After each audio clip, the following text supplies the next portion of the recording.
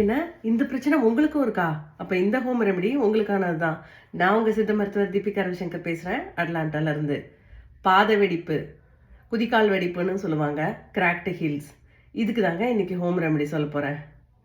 இதுக்கு உங்க வீட்டில் இருக்கிற திங்ஸ் வச்சு ஈஸியா ஒரு ரெமெடி பண்ணலாம். என்னென்ன தேவை தெரியுமா? சிம்பிள்ங்க.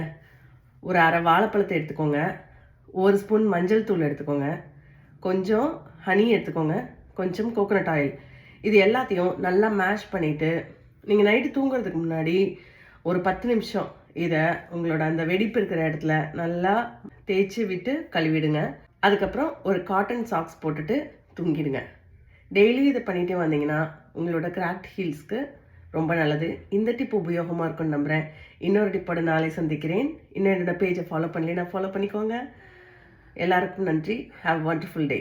அறம் வாழ்க, வளம் பெறுக.